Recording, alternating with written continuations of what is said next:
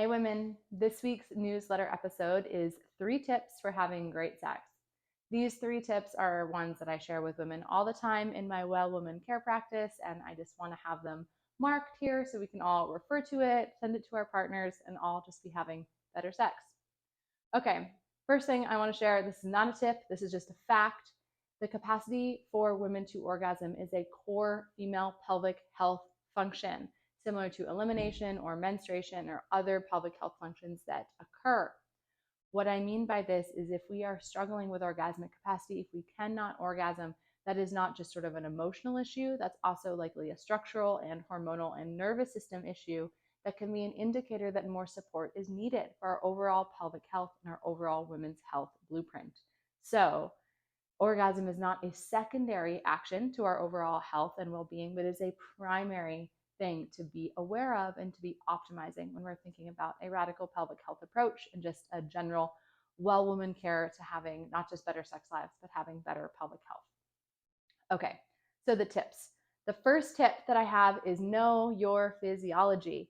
Yes, that's right. This is not a surprise if coming from me, but understanding what's going on physiologically and the capacity that we have for orgasm based on varying physiological factors is crucial if we want to have better sex. And I think often we don't even think about this. There are a wide variety of different physiological factors that contribute to female orgasm, but if I'm going to name 3, it's our structural arrangement, our hormonal blueprint, and our nervous system regulation, which are all physiological occurrences. If we start with our structural arrangement, something like where your cervix is in your vaginal canal, at what angle it is sitting in your vaginal canal, what the texture of your cervix is based on where you are in your cycle, just that alone can make a huge difference in learning how to have more pleasurable penetrative sex.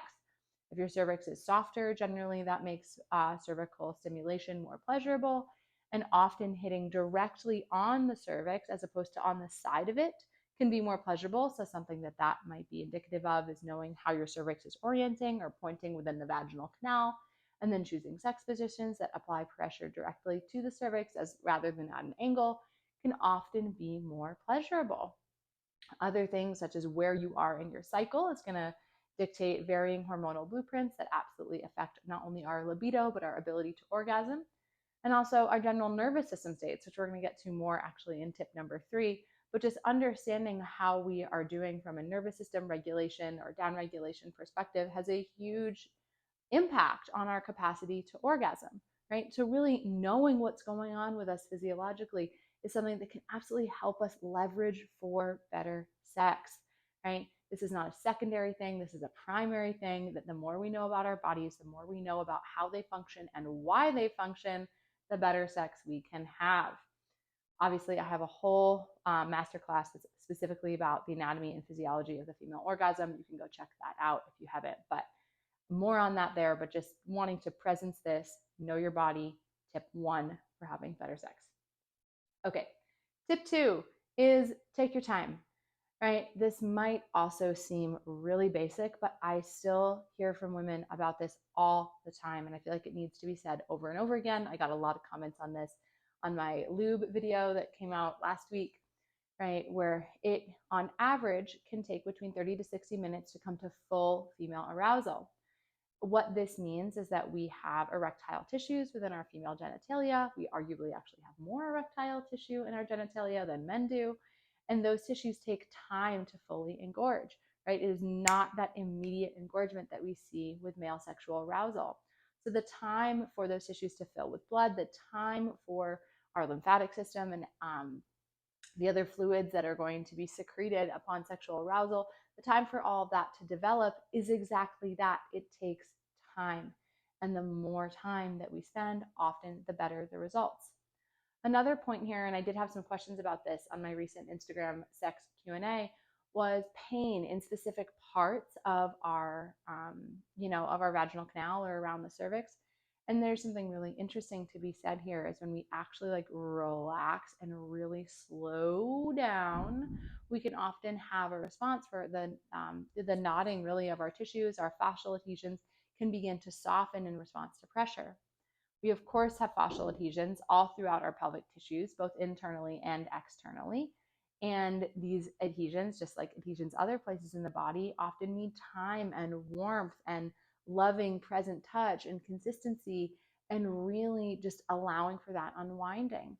I think that there's a lot to be discussed here in regards of sexual healing. I know myself, I definitely have had a relaxation of specific areas of tightness and adhesion in and around my cervix that come from really slow, deliberate, penetrative sex, where I'm actually utilizing my sex life to release adhesions and then therefore create more spaciousness and comfort within my whole pelvic bowl.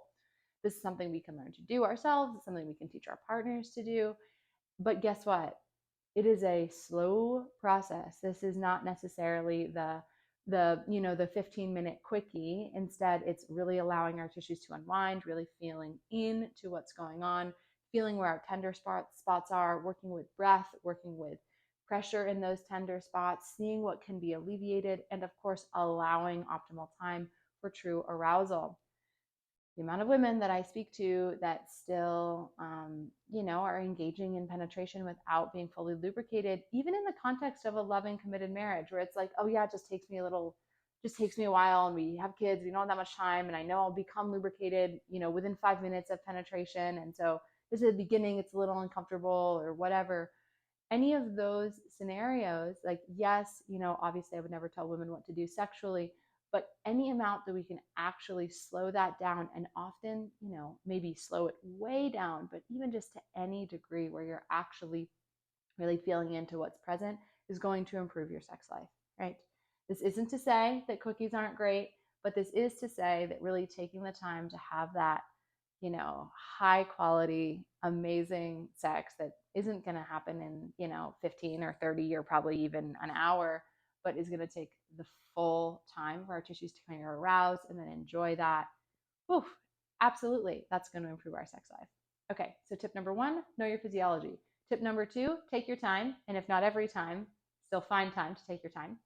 And tip number 3 is going to be clear communication.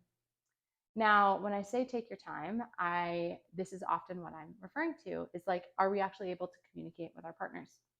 And I know for myself, I have a busy life, and I often need to schedule sex with my husband just to like have the time, especially because I'm like really into taking my time. And when are we going to find that window? And so much of what we are able to spend some of that time doing is just communicating and sort of cleaning the glass, so to speak, to not have sort of emotional adhesions that are in between us that are going to make it not as connected and therefore not as pleasurable. So I know for me that it takes me feeling really like safe and vulnerable, and like I don't actually have a ton of stuff on my mind, and like I don't actually need to tell my husband about X, Y, and Z and all these different things that need to occur, or whatever that actually has to be cleared out of the way. Or maybe it just feels a little awkward because it's like scheduled and we haven't connected a lot this week or this month, and there's just a reconnectivity that needs to happen. And for me, that often happens through just like, how are you feeling? What's going on? Like, or even just sharing what's on my mind. And just being able to clear that out of the way from a nervous system perspective definitely creates more spaciousness, right? And more ability to drop into a down-regulated nervous system state, which is required for optimal cervical movement and fluctuation, optimal pelvic floor movement, because there is tension that comes all the way from our vagus nerve all the way down through the body that can minimize movement within the pelvic bowl. More on that in the masterclass about the anatomy of the nervous system. But just suffice to say, when there is a sympathetic nervous system state, when there's a lot on my mind and I'm not actually able to really focus on what is going on with me emotionally, or I haven't felt like I've had the opportunity to share that with my partner, I'm going to have a minimized orgasmic capacity. And I often might just have a minimized libido. Like I might just not feel as interested. So taking the time to communicate, to sort of wipe the slate clean, to hear what's going on with him, to share what's going on with me, that all becomes the necessary precursor to really having great sex. And I find that I hear from women all the time that are like, oh, it feels a little awkward, or maybe we haven't done this in a while. I'm talking about maybe moms in their postpartum period or mothers of young children. And Whew, of course, we all have likely felt that way at least one point or another. And knowing that that's not, in fact, a problem has been really helpful for me. And also knowing that when I take, say I have 2 hours, that I am expecting to spend time even just skin to skin, touching, breathing, talking, communicating, and that will honestly do more for me in feeling like ready and interested in sex than maybe other kinds of foreplay. So, going back, and we can, and again, in the masterclass, there's all sorts of different aspects of, why that is the case from a physiological perspective, but you can just suffice to know that, of course, when you take the time to feel more connected, your sex is better.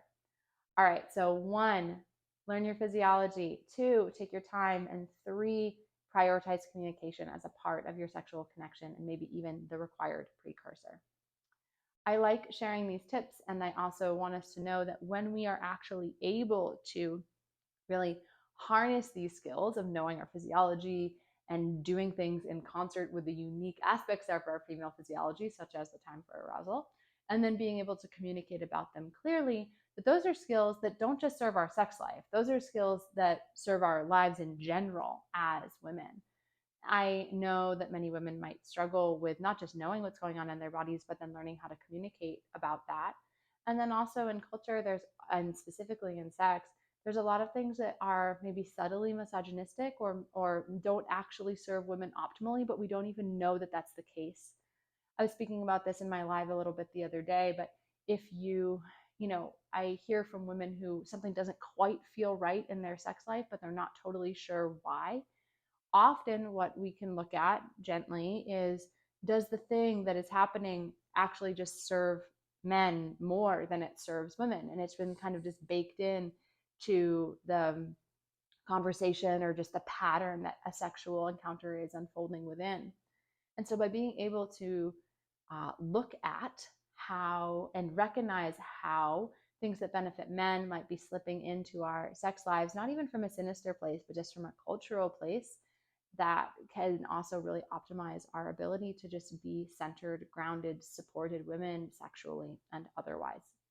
So, if you are interested in learning more about not just your physiology, but also how to speak clearly and also really how it relates to every other aspect of your life, we're also going to talk about things such as sex work and porn and prostitution and how that relates to a sexual ethic within a feminist setting or just within the context of women having better sex. We get into all of that in my women's work course because guess what? This is the framework of many of our lives, right? We're sexually we're sexual beings as women, and this is really core to us being able to move in a really powerful way through our lives, centering our female physiology. So we have a whole class within the 12 weeks, a whole class, 2.5-hour lecture that's dedicated to how our physiology relates to sex and sexual ethics. So if that interests you, we're still in early bird pricing for women's work, and I would love to have you. And if you're watching this later, please still utilize these tips. Absolutely. Leave a note in the comment and you can check out more work that I have on feminism, physiology, and sexuality on my page. Okay, talk soon.